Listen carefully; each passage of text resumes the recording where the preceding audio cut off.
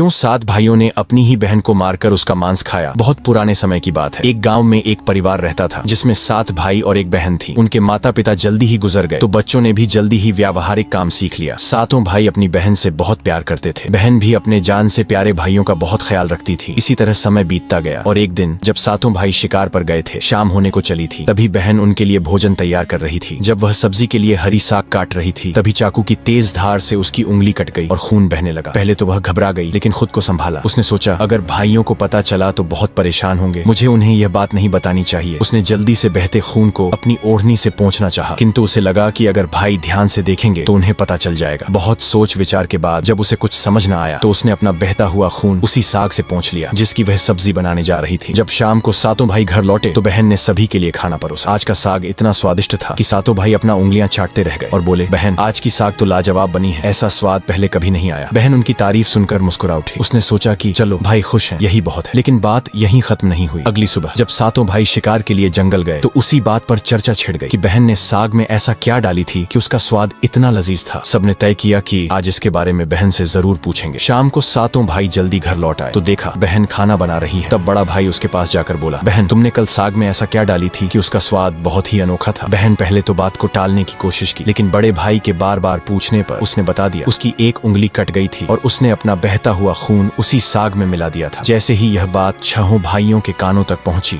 तो मानो उनके चेहरे के भाव ही बदल गए। शाम को जब 7 भाई एक साथ बैठे थे तो बड़ा भाई बाकी भाइयों से कहने लगा, सोचो जब बहन के खून की चंद बूंदें इतनी स्वादिष्ट हैं तो उसका मांस कितना स्वादिष्ट होगा। बाकी भाई भी इस क्रूर विचार पर सहमति जताते हुए बोला, हाँ अवश्य ही बहन का मांस बहुत ही स्वादिष्ट होगा। अब 6 भाइयों को बहन का मांस खाने की लालसा जाग उठी, परंतु सबसे छोटे भाई को यह सुनकर गहरी बेचैनी हुई। उसने सोचा कैसे हो सकता है कि कोई अपनों के साथ इतना भयानक विचार करे। तभी बड़ा भाई बोला, कल ही हम लोग बहन को शादी का झांसा देकर जंगल ले जाएंगे और तीर मारकर उसको मार डालेंगे, फिर उसका स्वादिष्ट मांस खाएंगे। सभी भाइयों ने हामी भरते हुए बड़े भाई की बात मान ली, लेकिन छोटा भाई अपने भाइयों की बातें सुनकर बहुत परेशान होने लगा। वह अपनी प्यारी बहन को बचाने के लिए बेचैन सा हो गया। वह खुलकर इसका विरोध नहीं कर सकता था क्योंकि 6 भाई एक तरफ थे। अगले दिन बड़े भाई ने बहन को बड़े प्रेम से बुलाया, प्यारी बहन तुम अब शादी के लायक हो गई हो। हमने तुम्हारे लिए एक बहुत ही सुंदर और योग्य वर खोज लिया है। आज हम तुम्हें उसका घर दिखाने ले चलेंगे, तुम तैयार हो जाओ। बहन यह सुनकर बहुत खुश हुई। आखिरकार वह भी अपना घर परिवार बसाने का सपना देख रही थी। वह उत्साह से तैयार हुई और अपने भाइयों के साथ चल पड़ी। रास्ते भर बहन खुश थी, लेकिन इतनी दूर तक चलने के कारण बहन पूरी तरह से थक चुकी थी। तब उसने बड़े भाई से पूछा, भैया मेरा ससुराल अब कितना दूर है। बड़ा भाई मुस्कुराया और सामने की तरफ इशारा करते हुए बोला, देखो वह रहा तुम्हारा ससुराल, वहाँ तुम रानी की तरह राज करोगी। बहन यह सुनकर बहुत खुश हुई और उत्साह से आगे की ओर बढ़ने लगी। लेकिन जैसे वह थोड़ा आगे बढ़ी ही थी कि अचानक उसके सभी भाइयों ने उसे पकड़ लिया। बहन कुछ समझ पाती उससे पहले ही भाइयों ने उसे पेड़ से बांध दिया। भैया ये क्या कर रहे हो, उसने घबरा कर पूछा, पर उसके भाइयों के चेहरे पर अब किसी प्रकार की दया या प्रेम नहीं था। बड़े भाई ने आदेश दिया, इसे कसकर बांध दो। अपने सभी भाइयों को हत्यारे के रूप में देखकर बहन का हृदय दहल उठा। वह फूट फूट कर रोने लगी और भगवान को याद करते हुए कहने लगी, हे भगवान मेरे अपने ही भाई मेरी हत्या करना चाहते हैं, क्या इनमें से कोई भी मेरे लिए दया या प्रेम नहीं रखता। उसकी बातें सुनकर छोटे भाई की आंखें भर आईं। उसका हृदय कांप उठा, लेकिन 6 भाइयों के खिलाफ जाने की हिम्मत उसमें नहीं था। बहन को बांधने के बाद बड़े भाई ने सबको बारी बारी से उस पर बाण से प्रहार करने का आदेश दिया। बड़ा भाई अपनी बहन पर पहला तीर चलाने ही वाला था, तभी बहन भाई के सामने करुण स्वर में गाना शुरू कर दी, मारो मारो भैया, छाती में लक्ष्य करके भैया, छाती में लक्ष्य करके, तुम्हारा तीर जंगल को जाएगा भैया। बड़े भाई ने कठोरता से तीर चलाया,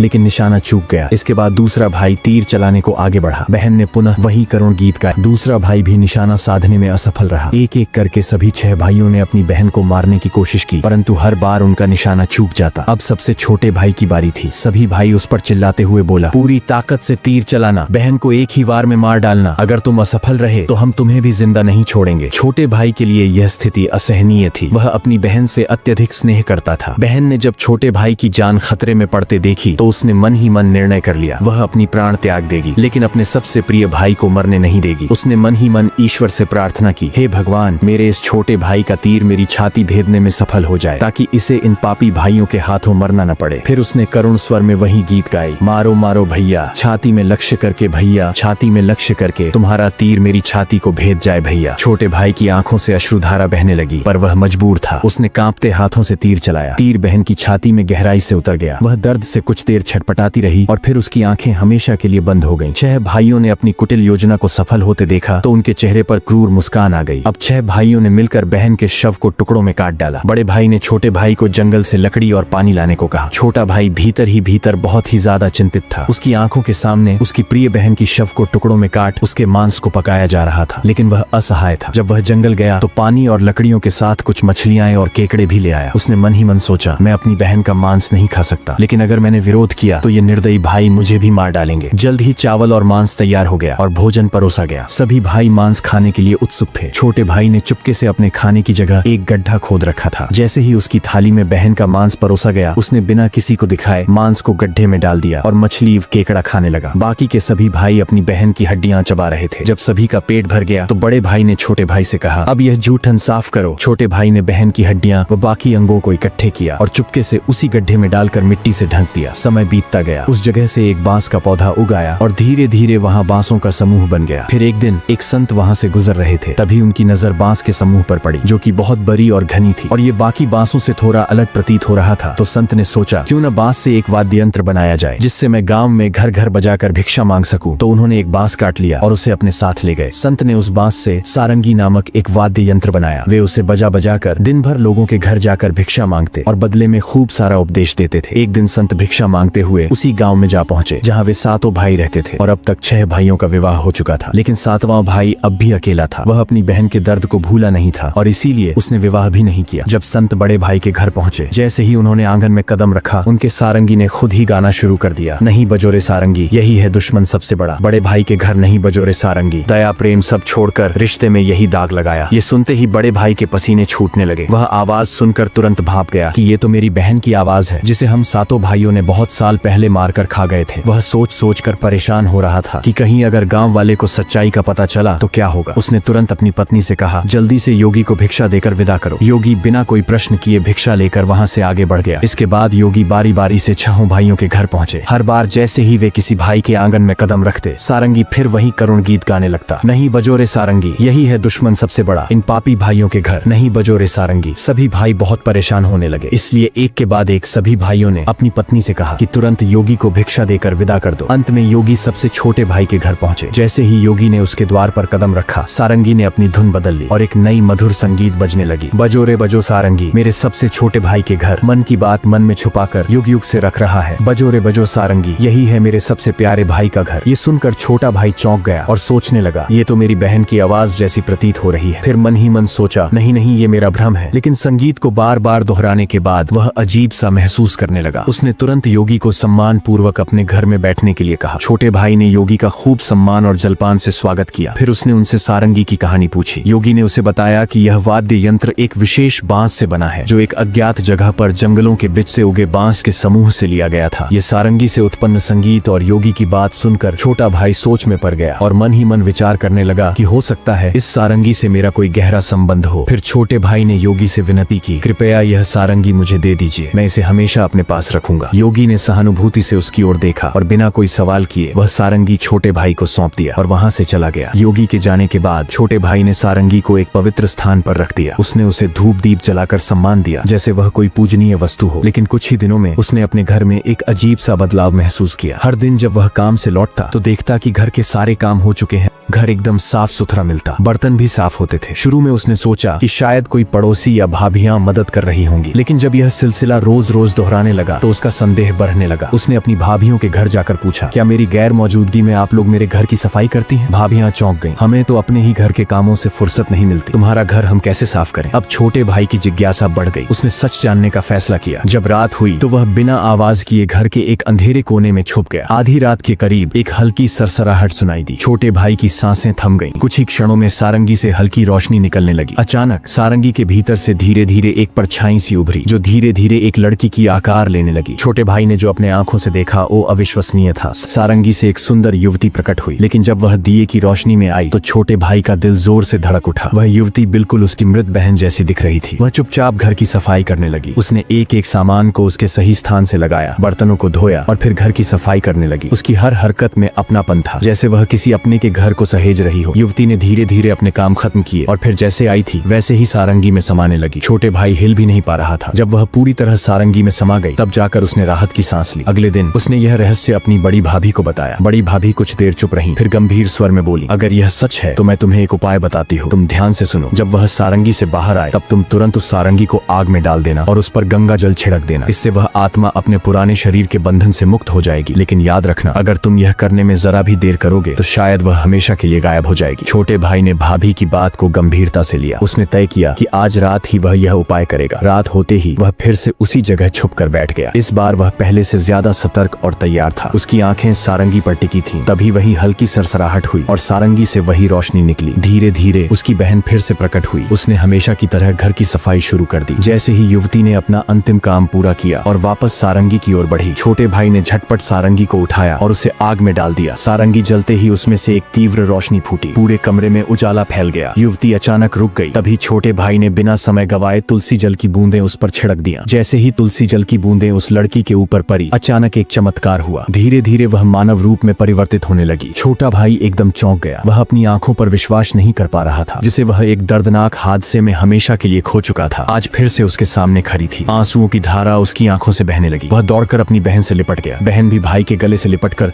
जोर जोर से रो पड़ी। दोनों एक दूसरे को देखकर फुट फुट कर रो रहे थे। छोटे भाई ने अपनी बहन का हाथ थाम लिया, जैसे वह कभी उसे दोबारा खोना नहीं चाहता था। लेकिन कहानी यहीं खत्म नहीं हुई। छोटे भाई ने तय किया कि वह अपने 6 भाइयों को उनके पापों का एहसास कराएगा। छोटे भाई ने पूरे गांव वाले को इकट्ठा किया। उसके चेहरे पर दर्द और आंखों से आंसुओं की धारा बह रही थी। उसने कांपती आवाज में कहना शुरू किया, आज मैं आप सभी को एक बहुत बड़ा सच बताने जा रहा हूँ। एक ऐसा सच जिसे सुनकर आपके रोंगटे खड़े हो जाएंगे और आपको अपने ही परिवार से भरोसा उठने लगेंगे कि कोई अपनों के साथ भी ऐसा कर सकता है। लेकिन मैं ऊपर वाले से यही दुआ करता हूँ कि ऐसा किसी के साथ न हो। फिर छोटे भाई ने बताना आरंभ किया, मेरी बहन जो वर्षों पहले मर चुकी थी, उसकी मौत कोई हादसा नहीं थी, बल्कि मेरे अपने ही 6 भाइयों ने उसे शादी का झांसा देकर जंगल में ले गया और मेरे ही हाथों बहन की हत्या करवा दिया। इतना ही नहीं, उन्होंने उसके शव को टुकड़े कर उसके मांस को पकाकर खा भी लिया। इतना सुनते ही गांव वाले की सांसें थम सी गईं। फिर छोटा भाई बोला, लेकिन पता नहीं ये ईश्वर का कैसा चमत्कार है। मेरी बहन जो वर्षों पहले इस हादसे का शिकार हुई थी, वो आज भी हम लोगों के बीच बिल्कुल सही सलामत खड़ी है। इतना बोलकर छोटे भाई ने अपनी बहन को आवाज दिया, आओ बहन, सबके सामने आओ। बहन धीरे धीरे आगे बढ़ी। जब वह सबके सामने आई तो उसे देखकर सभी की आंखें फटी की फटी रह गई। किसी को भी अपने आंखों पर यकीन ही नहीं हो रहा था कि जो लड़की वर्षों पहले मर चुकी थी, वो आज उन सबके सामने खड़ी है, बिल्कुल वैसे ही जैसे पहले थी। किसी को भी इस चमत्कार पर भरोसा नहीं हो रहा था, लेकिन सच तो यही था कि उसका पुनर्जन्म हुआ है। गांव वालों को छोटे भाई की बातें सुनकर और उसकी बहन पर हुई अत्याचार को देखकर सभी की आंखें नम हो गईं। बहन की पुनर्जन्म की बात जब 6 भाइयों तक पहुंची तो मानो जैसे उनके पैरों तले जमीन सी खिसक गई हो। इधर गांव वाले आपस में बात कर रहे थे कि इन दरिंदों को समाज में रहने का कोई अधिकार नहीं, जो अपनी ही बहन को मारकर खा सकते हैं। वो गांव भला इन राक्षसों से कैसे सुरक्षित रहेगा? हमें अभी इन राक्षसों को गांव से बाहर कर देना चाहिए। अब लोगों का गुस्सा 7वें आसमान पर था। गांव के बड़े बुजुर्गों ने विचार किया कि हमें इन पापियों को सजा देना ही होगा। अगर आज इन्हें छोड़ दिया गया तो पता नहीं आए दिन ये किसके लिए कब और कैसी मुसीबत बन जाए। तभी बड़े बुजुर्गों का आदेश पाकर गांव के कुछ लोग 6 भाइयों के घर गए और उनको घसीटते हुए सभी के सामने ले आए। डर के मारे सभी भाइयों की हालत बहुत ज्यादा खराब हो चुकी थी। अब गांव वालों ने फैसला सुनाया कि इन दुराचारियों को लाठियों और डंडों से पीटते हुए गांव की सीमा तक छोड़ा और याद रहे, आज के बाद ये कभी भी इस गांव में दिखाई नहीं देने चाहिए। इतना सुनते ही 6 भाई गांव वालों के सामने गिड़गिड़ाकर अपने जिंदगी की भीख मांगने लगे। लेकिन उनकी काली करतूतों को जानकर किसी को भी उन पर दया नहीं आई। यहाँ तक कि उनकी पत्नियां भी उनकी घिनौनी हरकतों को जानकर उनको हमेशा के लिए छोड़कर अपने मायके चली गई। इधर लोगों की आंखों में गुस्से की ज्वाला भड़क रही थी। अब 6 भाइयों को लग रहा था कि आज उनके जिंदगी का आखिरी पल है और अब उन्हें बचाने के लिए कोई आगे नहीं आएगा। ये सब सोचकर उनका रो रो कर बुरा हाल हो गया था। लेकिन तभी उनकी ऐसी दुर्दशा और बेबस हालत को देखकर बहन से रहा नहीं गया और उनको बचाने के लिए आगे आई और रोते हुए गांव वालों से बोली, मैं मानती हूँ कि मेरे भाइयों की गलती माफी के लायक नहीं है, लेकिन है तो ये मेरे अपने ही भाई। इन्हें अपनी गलती का एहसास हो चुका है। मैं आप सभी से हाथ जोड़कर विनती करती हूँ कि इन्हें अपनी गलतियों को सुधारने का एक मौका दीजिए। वह बार बार रोते हुए गांव वालों से मिन्नतें कर रही थी। ये सब देखकर 6 भाइयों का हृदय कांप उठा। वे आपस में एक दूसरे से कहने लगे कि जिस बहन के ऊपर हम लोगों ने इतना अत्याचार किया, आज वही हमें बचाने के लिए सामने खड़ी है। उन्हें अपनी गलतियों पर गहरा पछतावा होने लगा और वे फूट फूट कर रोने लगे। बहन का अपने भाइयों के प्रति प्रेम और क्षमा भाव को देखकर गांव वाले का हृदय भी पिघल गया। उन्होंने भाइयों को माफ कर दिया। भाई को माफ होते देख बहन बहुत खुश हुई और उनके पास गई। तभी सभी भाई रोते हुए बहन के सामने हाथ जोड़कर अपने किए की माफी मांग रहे थे और अपने गलतियों को कोस रहे थे। बहन से अपने भाइयों की आंखों में आंसू देखी नहीं गई और वह खुशी खुशी अपने भाइयों को माफ कर दी। सभी भाई बहन से लिपट कर रो पड़े। ये सब देखकर गांव वालों के भी आंखों में आंसू झलक आए। अब सभी भाई बहन को लेकर अपने घर को लौट गए। अब सभी भाई अपनी बहन से अत्यधिक स्नेह करने लगे और पहले से भी ज्यादा अपनी बहन का ख्याल रखने लगे। वे हंसी खुशी अपनी जिंदगी बिताने लगे। अब ये कहानी यहीं पर समाप्त होती